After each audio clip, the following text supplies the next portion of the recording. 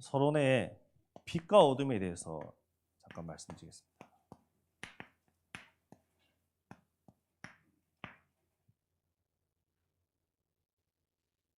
어둠은 처음부터 있었습니다.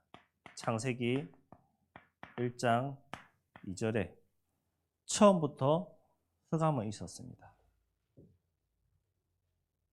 또 어둠에 대해서 잘 말씀하고 있는 것이 요한복음 3장 19절에서 20절에 보면요. 뭐라 말씀하고 계시냐. 그 정죄는 이것이니 곧 빛이 세상에 왔으되 사람들이 자기 행위가 악함으로 빛보다 어둠을 더 사랑한 것이라. 20절에 악을 행하는 자마다 빛을 미워하여 빛으로 오지 아니하나니 이는 그 행위가 드러날까 함이라. 이렇게 말씀하고 있습니다. 어둠은 자기의 행위를 드러내지 않으려고 합니다. 우리가 세상을 살아가다 보면요, 범죄를 저지르는 사람들 많잖아요. 도둑질하고 강도질하고 뭐 또 강간하고 뭐 여러 가지 살인한 자들 다 숨어 있습니다. 다 숨어 다닙니다. 왜냐? 죄를 지었기 때문에 나타나지 않으려고 하죠. 어둠은 자기의 행위를 드러내지 않으려고 합니다. 그 어둠이 가득한 사람들이 빛을 싫어하는 것이죠. 범죄자들이 자기의 행위를 드러내는 사람들이 없잖아요. 다 도망다니고 숨어 있고 피하지. 어둠은 그런 거죠. 우리가 지금 여기는 밝잖아요. 왜 밝죠? 빛이 있으니까. 만약에 불을 다 꺼버리면요, 어둡습니다. 어둠을 한번 생각해 보십시오. 우리가 밤에 어디 길을 간다든지 가로등이 없고 전혀 달빛도 없고 별빛도 없는 그 어두운 길을 간다. 아무것도 안 보이잖아요. 보이지 않습니다. 무엇을 어떻게 해야 될지 모르는 겁니다. 어둠이 왔기 때문에 그 흑암이 나를 가리고 있고 무엇을 어떻게 해야 될지 판단하지 못하게 하고 자꾸 멸망의 길로, 망하는 길로 빠지게 만들고 있습니다. 속이는 거죠. 사단이 이 어둠을 가지고 우리를 끝까지 속이고 있습니다. 어둠은 보이지 않는 데 있습니다. 보이지 않기 때문에 우리를 계속 무너뜨리고 있습니다. 어두운 가운데 있으면 아무것도 보이지 않습니다. 빛이 보이면 그 빛을 보고 나아갈 수 있지만 어두운 가운데 있으면 어디에 무엇이 있는지 모릅니다. 우리 한 번쯤은 경험해 보지 않습니까? 제가 얼마 전에 밤에 잠을 자다가 화장실 가고 싶어서 나왔는데 불을 안 켜고 그냥 나왔어요. 아이들 깰까 봐. 근데 바닥에 뭐가 있었어요. 밟았죠. 왜요? 어둡기 때문에. 보이지 않기 때문에. 자다가 밟으면 얼마나 아픕니까? 그렇죠? 어둠입니다. 보이지 않습니다. 사단이, 흑암이 우리를 자꾸 어둡게 만들고 있습니다. 불신자들, 하나님 모르는 사람들, 또 우리를 자꾸 속이고 있습니다. 그렇기 때문에 우리가 분간하지 못하고 어두운 가운데서 말씀 속에 있지 않으면 그 어두움으로 인해서 말씀 듣지 못하고 자꾸 헤매는 것이죠. 빛이랬습니다. 빛이 어떤 존재인지 저와 여러분 잘 아시지 않습니까? 빛은 어둠을 이기고 빛은 생명입니다. 오늘 말씀에도 나왔죠. 요한복음 8장 12절에 뭐라 말씀하고 있습니까? 예수께서 또 말씀하여 이르시되 나는 세상의 빛이니 나를 따르는 자는 어둠에 다니지 아니하고 생명의 빛을 얻는다고 말씀하고 있습니다. 우리 농사 지으시는 분 아시잖아요. 햇빛이 얼마나 소중한 존재인지. 우리가 말씀 속에서 하나님의 말씀의 빛을 받지 않으면요. 그 빛 속에 있지 않으면은 어둠이 자꾸 나에게 헷갈리게 만들고 방황하게 만들고 말씀 잡고 승리하지 못하게 만들고 있습니다. 우리는 하나님의 말씀의 빛 속에서 그 말씀을 따라갈 수 있어야 됩니다.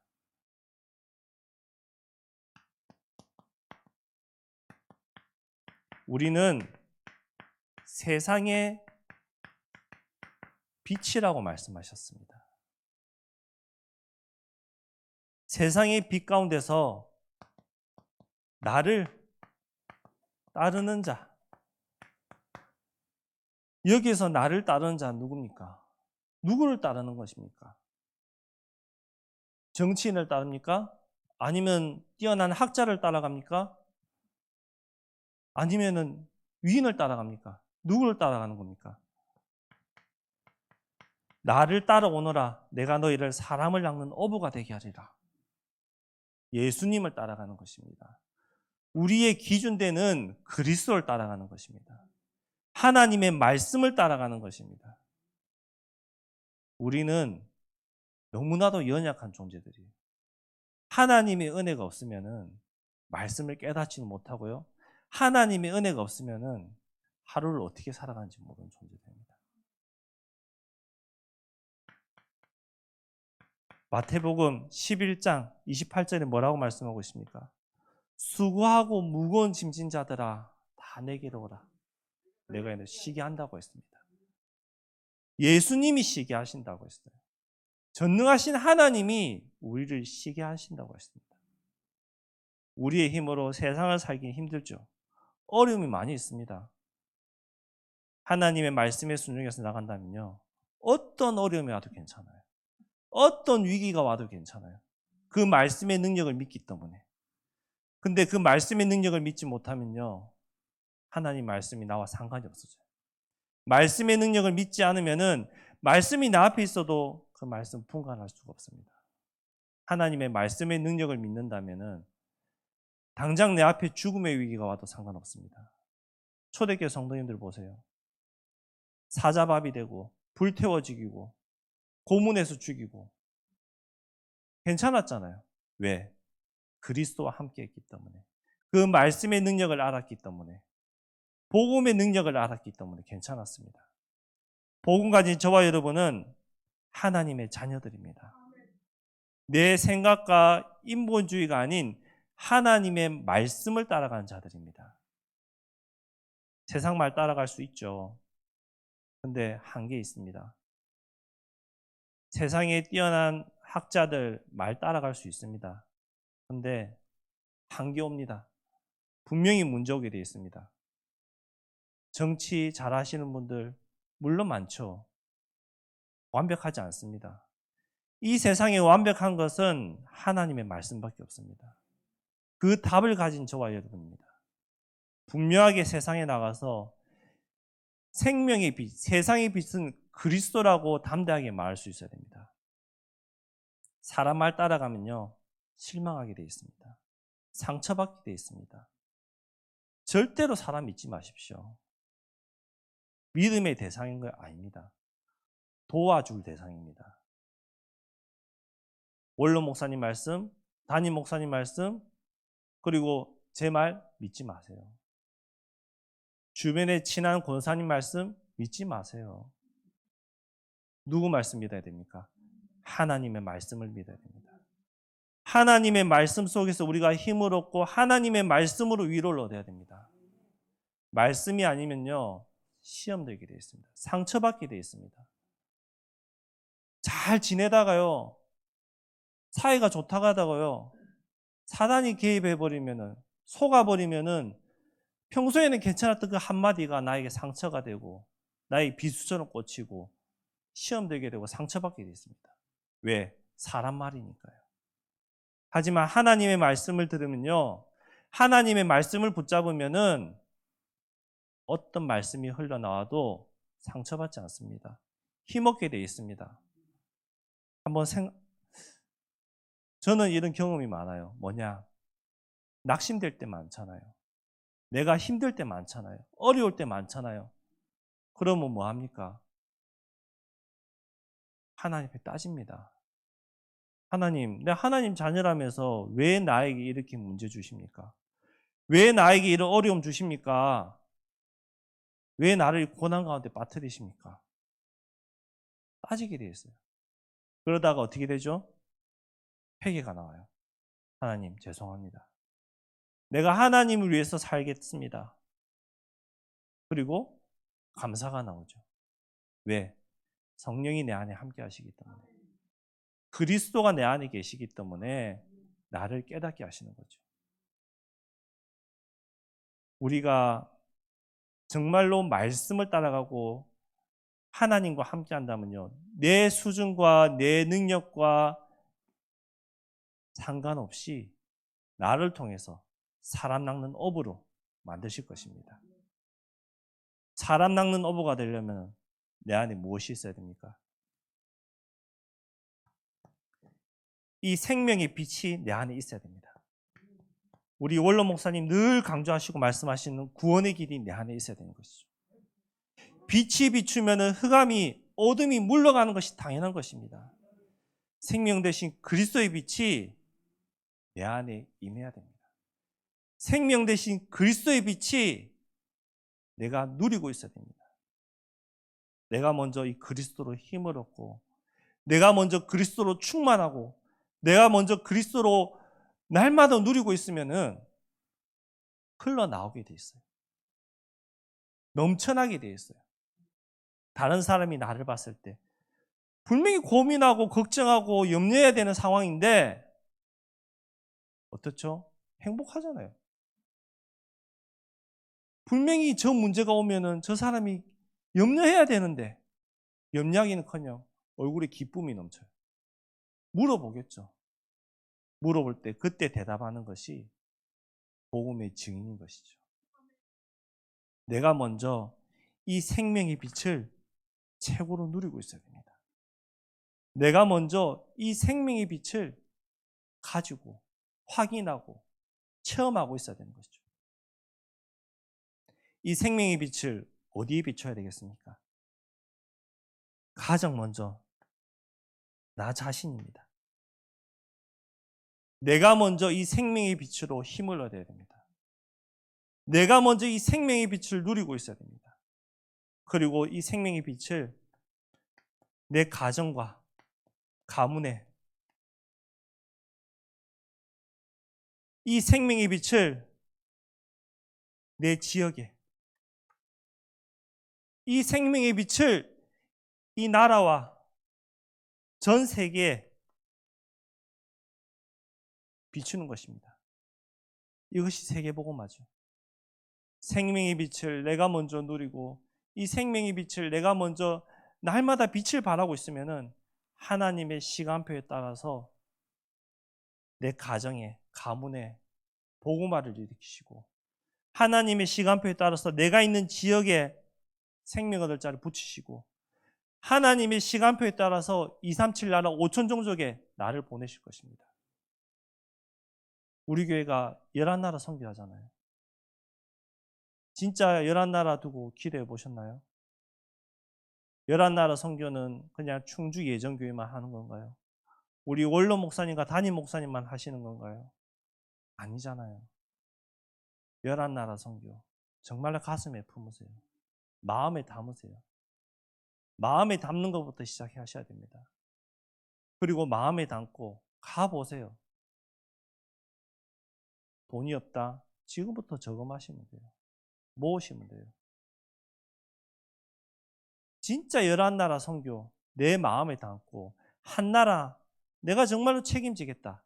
그 마음을 담아 보십시오. 하나님이 어떻게 축복하시고 응답하시는지.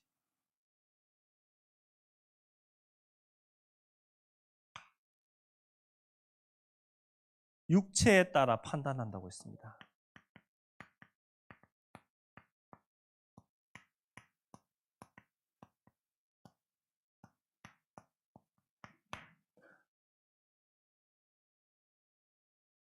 우리는 내 생각과 기준으로 많은 것을 보고 판단하고 정죄하고 있습니다.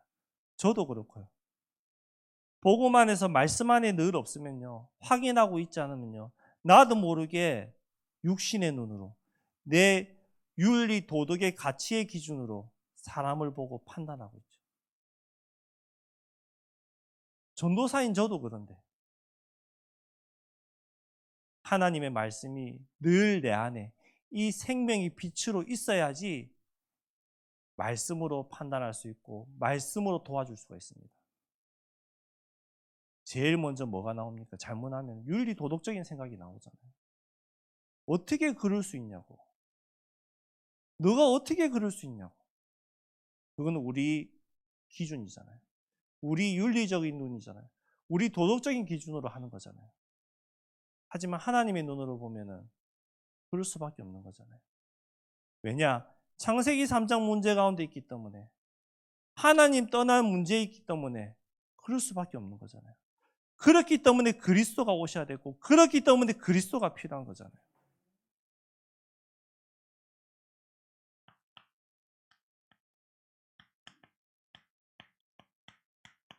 종교적인 판단.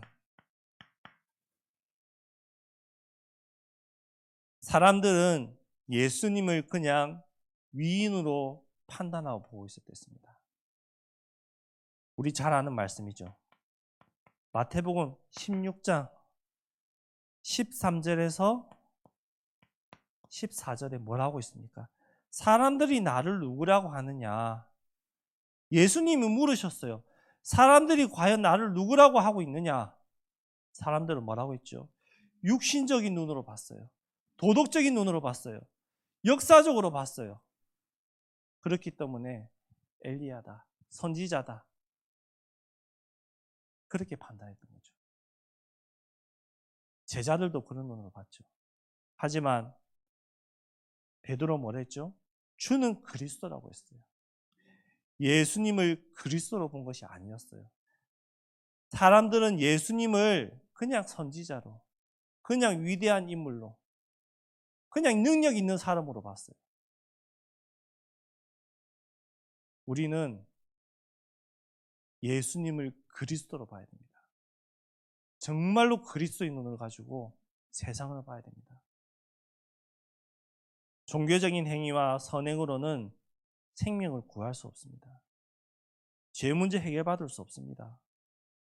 그래서 오직 그리스도의 복음만 필요하고, 그 그리스도의 복음으로 우리가 구원받을 수 있습니다. 과연 이 자리에 종교적인 기준으로, 세상적인 기준으로 구원을 얻을 수 있다면 저는 구원 못 받을 것 같아요. 저는 구원의 구자도 못 받을 것 같아요. 왜냐? 제가 죄를 잘 알잖아요.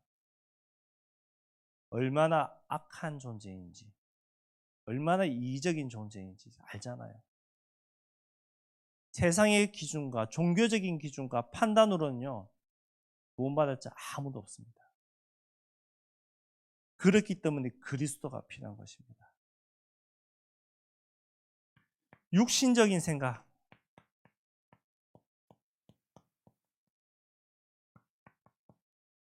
한번 본인에게 질문해 보세요. 오늘 육신적인 생각으로 얼마나 많은 사람을 죽였는지, 육신적인 눈으로 얼마나 많은 사람을 정죄했는지 많이 생각해 보세요. 특히 운전하는 사람들, 육신적인 눈으로 화나면은 저 인간이 운전을 저래 하냐고 많이 판단하고 죽이잖아요.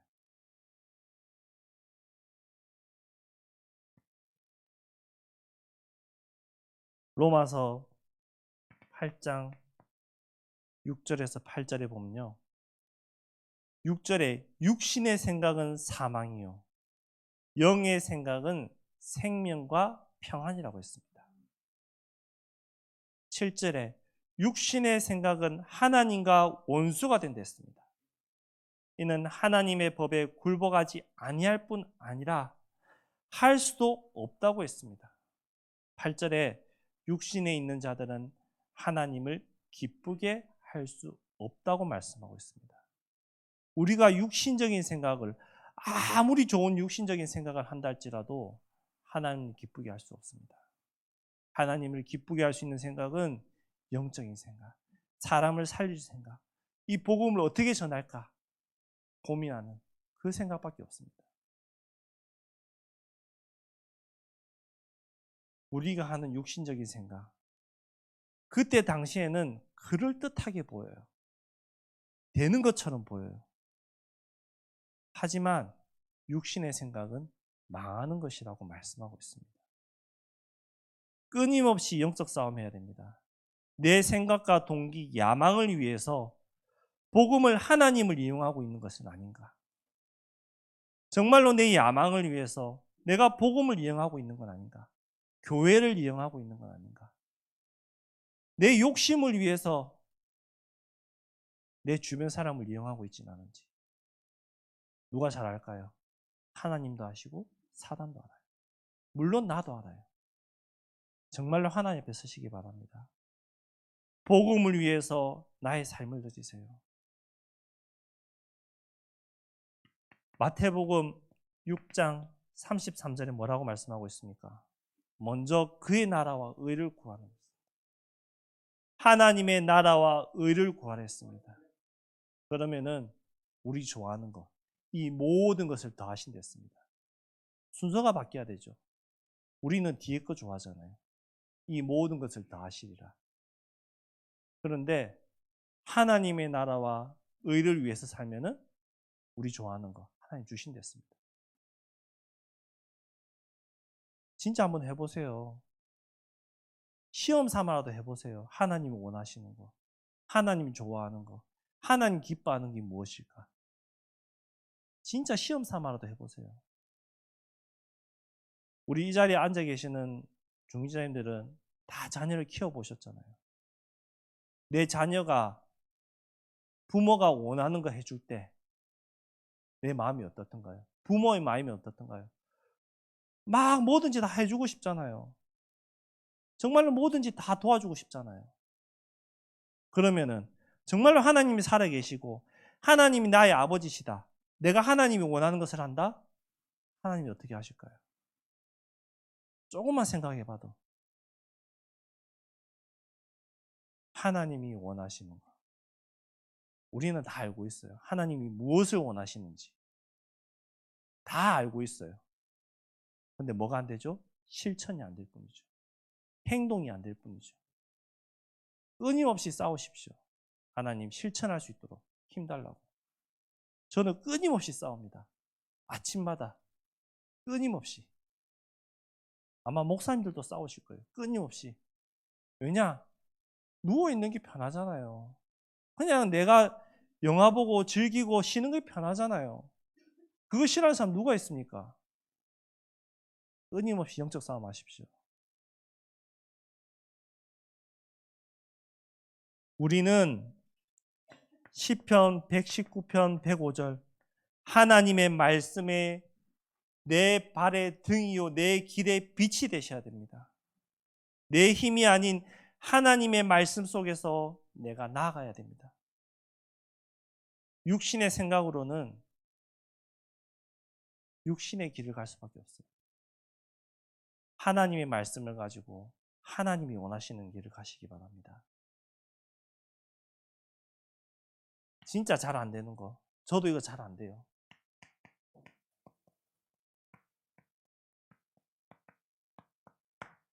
하나님께 맡기십시오. 정말로 하나님께 맡기십시오.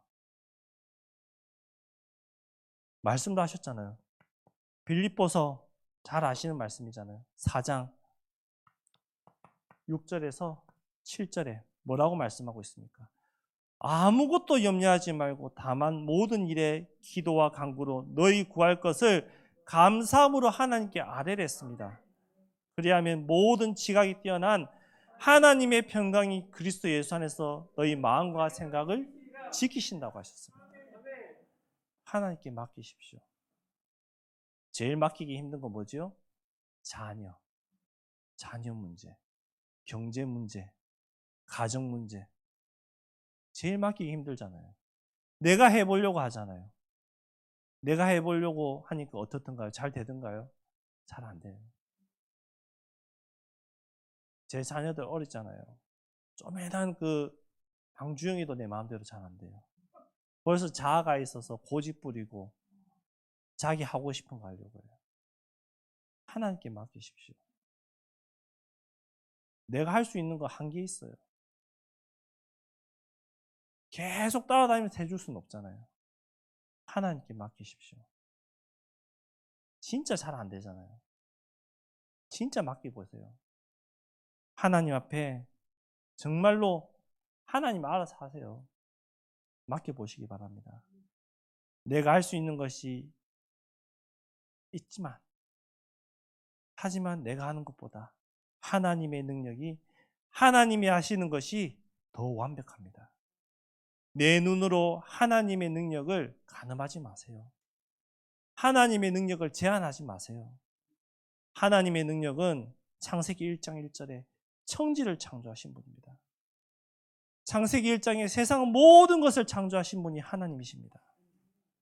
창세기 2장 7절에 사람을 지으신 하나님의 능력입니다. 그 하나님의 능력을 제한하지 마세요. 그 하나님의 능력을 우리가 상상할 수도 없는 하나님의 능력이에요. 진짜 나의 모든 것을 다 맡기시기 바랍니다. 제일 안 되는 거 뭐죠? 척하는 거. 되는 척하는 거. 그런 척하는 거. 은혜 받는 척. 예배 드리는 척. 기도하는 척. 척하는 게 너무나도 많아요. 제 안에도 너무나도 많아요.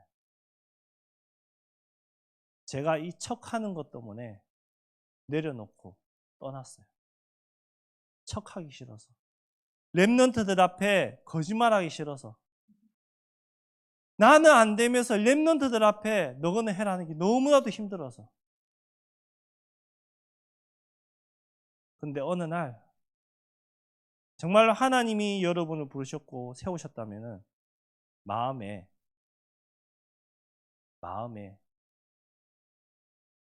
말씀을 주세요. 그 말씀을 따라가면 돼요. 그 말씀을 따라가면은 진짜 거짓말처럼 다 풀리게 돼 있어요. 다 해결되게 돼 있어요. 어려운 것 같으세요? 안 죽잖아요. 하나님이 죽을 것 같으면은 또 주시고, 죽을 것 같으면은 또 힘 주시고, 망할 것 같으면은 또 다른 길을 여십니다. 하나님 앞에 척하는 거 하지 마시고 정말로 내려놓으시기 바랍니다. 이거 제일 안 되거든요. 왜냐? 내 위치가 있기 때문에. 그래도 내가 중직자인데, 그래도 내가 권사인데, 그래도 목사님이 나를 볼 때 사명자로 보는데 척하는 거 하지 말고 내려놓으시기 바랍니다. 하나님 앞에 진실되게, 하나님 나 죽을 것 같으니까, 힘드니까 은혜 주세요. 척하지 않게 해주세요. 정말로 힘 주세요. 기도해 보시기 바랍니다. 아침마다 저는 기도해요. 척하지 않게 해달라고. 새벽마다. 그래도 척할 때 많은데요. 왜? 육신을 가졌기 때문에. 사단이 자꾸 나를 속이기 때문에.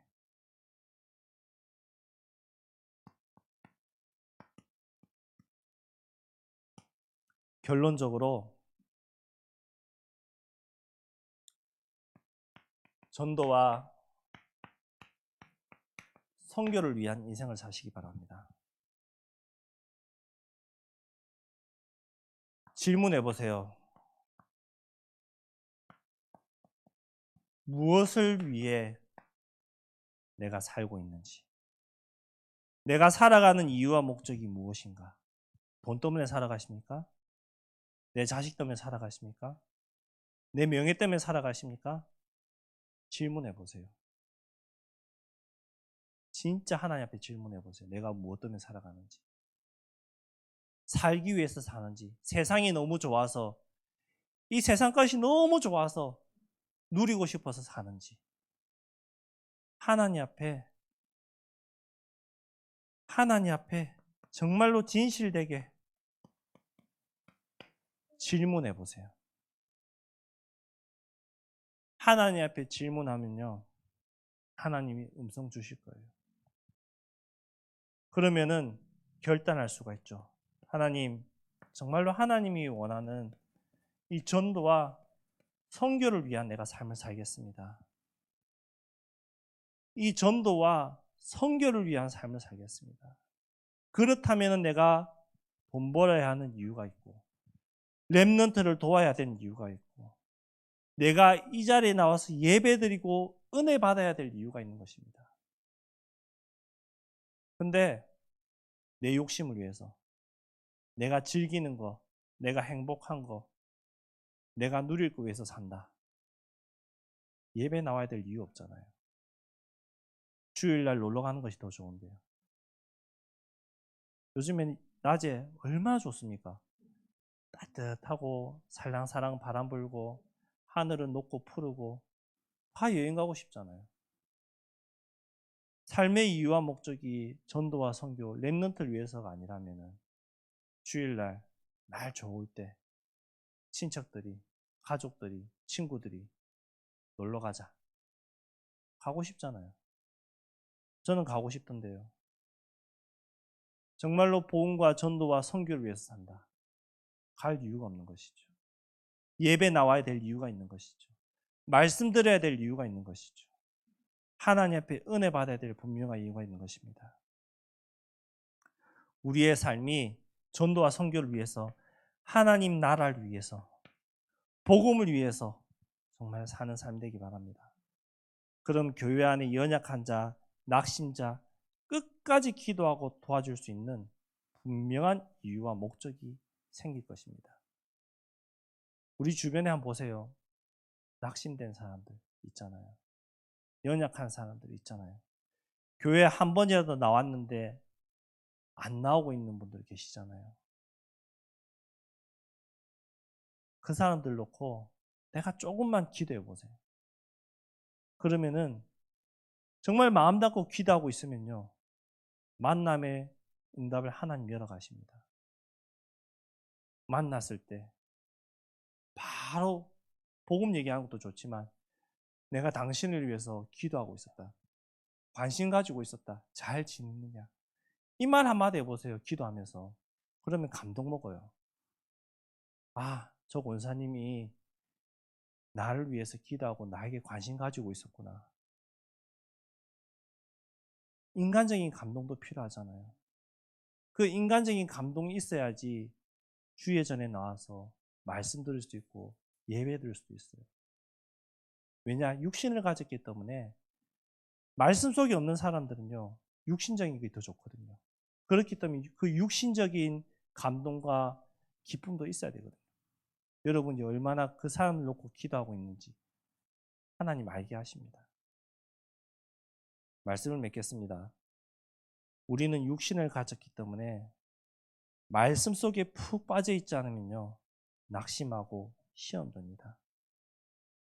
말씀 듣다가도 낙심할 수 있어요. 왜? 사단이 나를 노리고 있잖아요. 베드로전서 5장 8절에 마귀가 우는 사자같이 나를 삼킬 자 찾는 데 있어요. 예배드리고 나가는 그 순간에 사단이 나를 넘어뜨리려고 하고 있어요. 작은 말 한마디에 상처받게 해서 나를 넘어뜨리게 하고 있어요.